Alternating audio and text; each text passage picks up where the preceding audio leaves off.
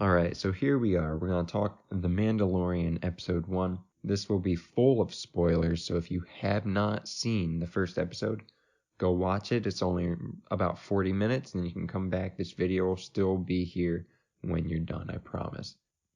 So we start off with a cantina scene. Classic Star Wars, and it looked great. It did capture that original trilogy feel, and that's what we'd heard so much about. It's on display in this scene. You get actors in costume, not CGI. We're getting those practical effects back, right? So the scene sets the tone. It's a dark, gritty series. Even before the Mandalorian gets in there, you can see that. And then he comes in, the strong, silent type, the classic Western trope. He comes through the saloon doors. Everyone stops talking. He's the stranger, and they want to know why he's in their bar. They start trying to make trouble for the Mandalorian. It doesn't go well for them. And this scene shows that he's not afraid to kill, right? Kills without discretion. And I thought it was really badass. This is what we saw in the trailer, but it was just as good as we thought it would be, right? So he goes up to his bounty. The little blue dude thought he was just saved. Then he starts trying to talk his way out of it. And up until this point, our character has not said a word, no dialogue. And now he says, I can bring you in hot or I can bring you in cold, as he touches his gun. I thought it was great. I thought it was perfect for a Mandalorian bounty hunter. Really captured the feel of what we always thought Boba Fett was like, right? Or Jango Fett. Really captured that. So we go outside. We got our bounty. We're outside the bar, and I want to say this planet is really cool. I really liked it. I liked the way the snow was blowing, everything about it, the color, the design. It felt new to Star Wars, but it felt really cool. And we walk up to what I have always called an Imperial spy. I don't know what they're actually called.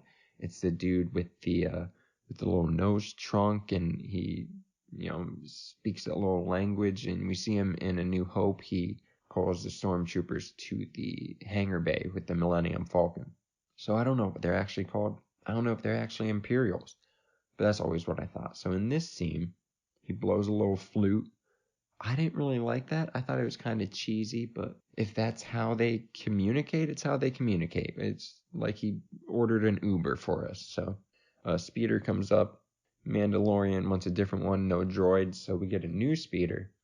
In this scene, I thought was really good, like really good, because I don't know the actor's name who is driving the speeder, but his dialogue, his interaction really made this world feel lived in, right? It felt like a real place, and this was just another Uber ride for him, and he's complaining about the way people are treating his planet, like his city. This is my city, and they're just dumping this and that all over. Like, it was really cool. I liked it a lot. So I thought that really fleshed out this universe, made it feel real, made it feel lived in. So we get to our ship. The bounty recognizes it as the Razor Crest or a Razor Crest. So I couldn't tell if it's a famous ship or that's just the name of that, not brand, but that model of ship. It's a Razor Crest. That might be it. We do learn that it's pre-Empire, so that's kind of cool.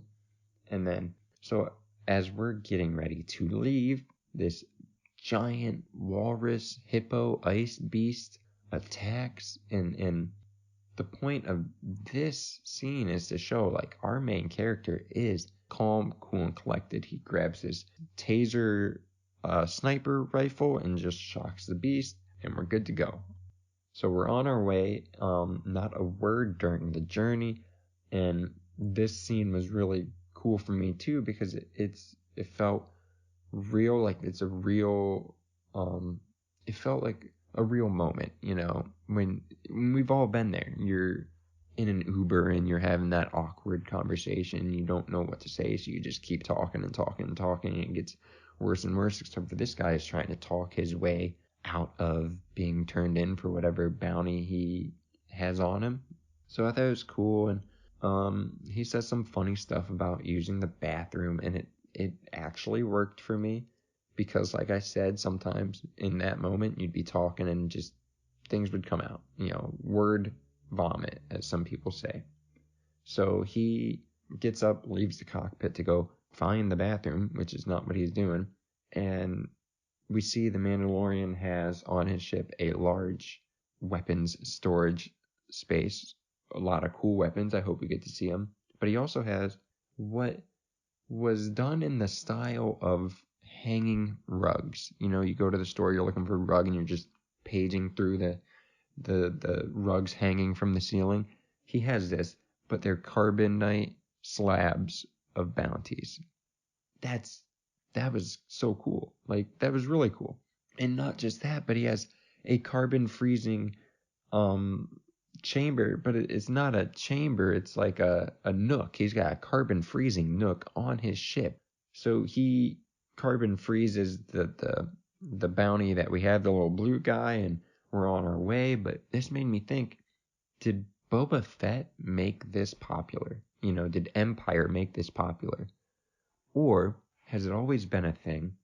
And I know we see it in the Clone Wars once, but did Bespin just have a really outdated facility, and that's why they made it seem like, oh, we'll see if this works. We'll test it on Han Solo, because we don't know if this is capable of doing it at the level needed to keep the person alive. So I thought it was cool to see that.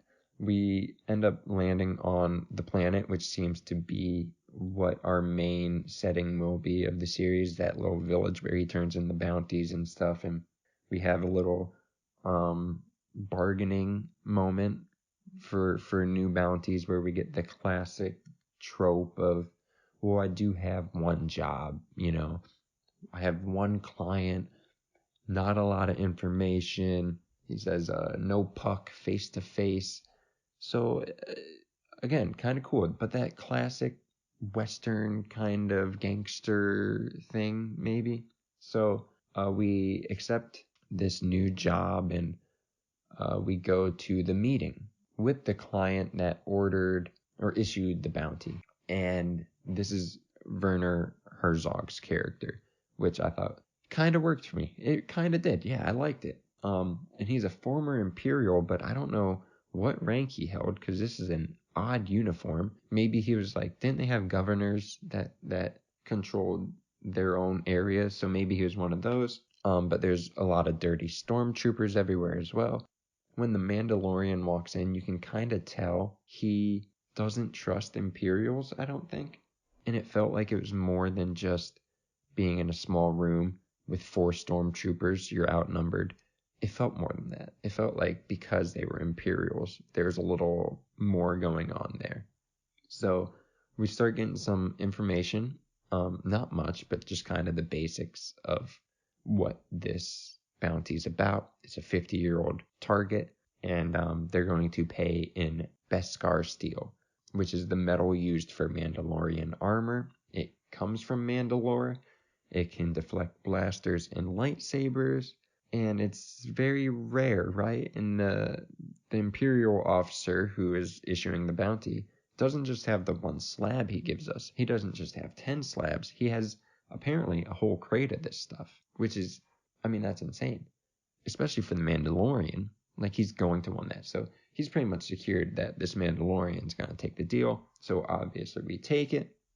We leave. Werner Herzog's character says a man of your talent should have no problem, right? Or a man of your skill should have no problem. So we leave, and we're walking through the market type area of this village, and we see a few callbacks to classic Star Wars. One of them being a little roasting Kowakian monkey lizard, which in my own canon, I'm going to believe that is Salacious Crumb, because I want to see that little dude roasting on a steak. So we arrive at this next scene, which is one of the most interesting in the episode for me.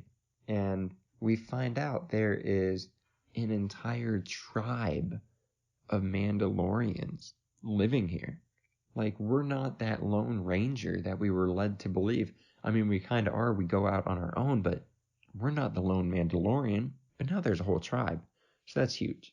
And we actually get a few reveals in this scene. So we go up and we take our piece of metal, and we give it to the blacksmith, and she's going to use that Beskar to create a new pauldron for us, or it's like a shoulder armor piece. And during that forging, we see flashes of our main character's past, We see his people being attacked, what we can assume are his parents hiding him away so that he survives, and this scene really seemed like the scene we saw in the trailer where you get the B-2 battle droids and the separatist droid ships, So I think this is saying he was a victim of the separatists, right? His people died at their hands. So I thought maybe he doesn't have any sympathy for them. If that was the case, maybe he would have more sympathy for the Republic, which became the Empire. But that didn't seem the case either. So it's kind of leaving him at this point where does he trust any of the governments? What was his past? Why is he kind of so reserved around them, so suspicious, So this scene with him getting the new armor makes me kind of think this is going to be a major point of this series. He's going to continue upgrading his armor as he completes these missions. And I'm thinking maybe he climbs to the top of his tribe. Maybe he becomes the Mandalore or the leader of his people. And we see him end up with the Darksaber at some point. That could be what this series is about. And I'm excited to see if that plays out. That'll be really cool to see the Darksaber in a live action series, because that is one of the most badass lightsabers, and you can't even begin to argue against that. So with our new shoulder piece, we are now traveling to a desert planet. We're on our way to get that bounty, and we meet Nick Nolte's character, and he takes us to the location of the bounty, and he teaches us to ride blurgs, which we saw in the Clone Wars series. So that was cool. And I think the importance of this scene with Nick Nolte's character is that the Mandalorian hears about his ancestors. Nick Nolte brings it up. Your ancestors rode the mythosaurs. You can ride a blurg. And I think a major theme of this series might be the Mandalorian finding himself despite what people think he is supposed to be or what his ancestors were. I think that might be something we explore more. So that'll be interesting, and it'll be cool to kind of see the seeds of that planted in this episode. But we travel to the village where the bounty is located, and I think this is where the episode really at its best. We meet IG-11. He just walks right into the camp. He demands they turn over the bounty because he has a claim to it. He is absolutely insane when it comes to fighting these dudes. Like, the scene in the trailer we saw is just a taste of what he is capable of. I mean, talk about aimbot and wall hacks to the max. This dude doesn't miss, and he can take so much damage. It was so cool to see an IG droid in action, in live action. I loved it. Not only that, though, the chemistry between the Mandalorian and IG-11 is great here. They're working together well. They are funny together. And the thing about the humor is, going into this, I thought IG-11 was going to be like K2SO. I thought he was going to be snarky, and I thought that was just, that's where the humor was going to come from, but it's not that at all. IG-11 is actually a very dry droid, and that's, I think, what makes the humor work, because it feels more organic, right? It feels more specific to the situation and just normal conversation that has humor ingrained in it. Like, it works so well. They're not cracking jokes or anything like that. I loved it. So they get pinned down by a turret, and the way the Mandalorian commandeers it is super cool and just badass, to say the least. And the next scene is them cutting through the sealed door, but our camera view goes to the back side of the door, so we just see the turret bolts shooting and cutting through this door, kind of similar to what Qui-Gon did in The Phantom Menace. So that was a cool callback. There's a lot of callbacks to the prequels and the original trilogy, which is great. I think that's what really makes this series work. So we're now in the building. The tracking fob is still beeping, which means the bounty is still alive, and it leads them to this like small spherical object, and that makes them believe that the bounty is inside that. So they open it up, and it's actually a cradle containing a little green friend. Yeah, a baby Yoda.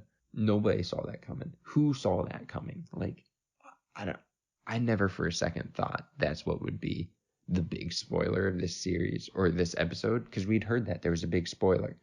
And don't get me wrong, I love it. I think it was very interesting. I wouldn't necessarily call it a huge Star Wars spoiler until we see where this goes in the future. Honestly, I thought we were going to learn about Palpatine, how he survived, or maybe where Snoke came from, and we very well might still hear that. But this Yoda thing caught me by surprise so much. I was sitting there, I watched it on my laptop at the college, and I'm sitting there looking around, like hoping somebody catches my eye, and they were somehow watching at the same moment, right? Like I needed someone to share that shock with.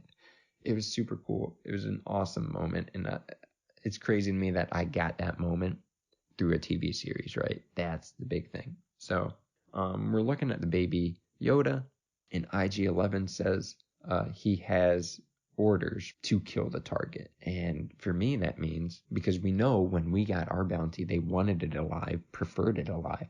There's two different groups putting a bounty on this baby Yoda. Like, who else? Because who else would know about the power of Yoda's species? It'd be Darth Vader and Palpatine. Those would be the only two that had any knowledge, right? Obi-Wan, maybe, but who would he pass that on to? Like, people in the rebellion, maybe. And that couldn't be, though. People in the rebellion couldn't have put bounty out because the Imperials are the ones that wanted it alive, and I don't think the rebellion would want it dead. So it leaves me wondering who else wants this baby. So anyways, IG-11 says my orders were dead, and the Mandalorian kind of relents.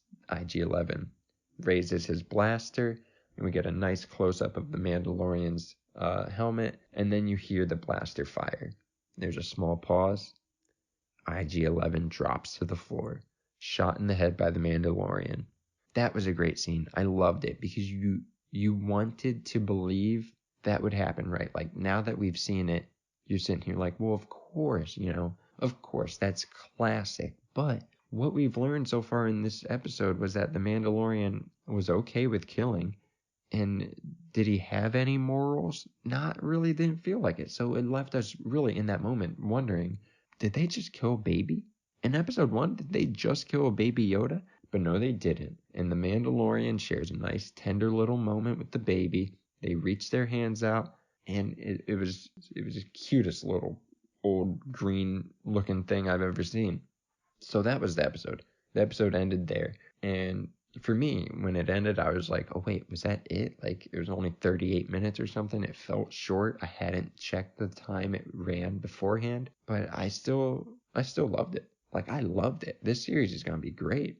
And everything about it. The music was great. The set design, the character design, the practical effects, everything else was great for me. The acting was pretty damn good. There might have been a couple parts where I was a little iffy, but for the most part, I loved it. I loved all the characters. I just can't say enough how excited I am for the rest of the series and episode 2 coming out on Friday. But I think the thing I want to talk most about is the Baby Yoda. I think it's perfect. This is a Star Wars series. Star Wars needs the Force in one form or another. It's the special sauce of Star Wars. So even if we're not in a Jedi Sith focused story, you need to have it in there. And introducing a baby of the species of the most powerful Jedi we've ever known, possibly, up for debate, Luke, Anakin, Yoda. Anyways, one of the most powerful Grand Masters of the Jedi Order. That's the perfect way to introduce the Force while having it be a baby, so it's not going to be a mainstay of the series, right? It's not going to be a main part of the series. It's not going to be a crutch they can rely on to get out of tough situations. That baby doesn't know how to control the Force. So I thought that was great. It was a brilliant way to introduce that, and Dave Filoni's introduction to live action Star Wars was great. Home run. I can't wait to see what they have next. Alright, that's all I got for you for this video. Please leave a like and a comment. I want to hear your opinions on The Mandalorian Episode 1. I want to hear where you think this series is going to go, and I want to hear what you thought the big Star Wars universe spoiler was going to be. Did the Baby Yoda reveal work for you? It worked for me, and I'm very excited to see where this goes. So as always, may the Force be with you, and thank you.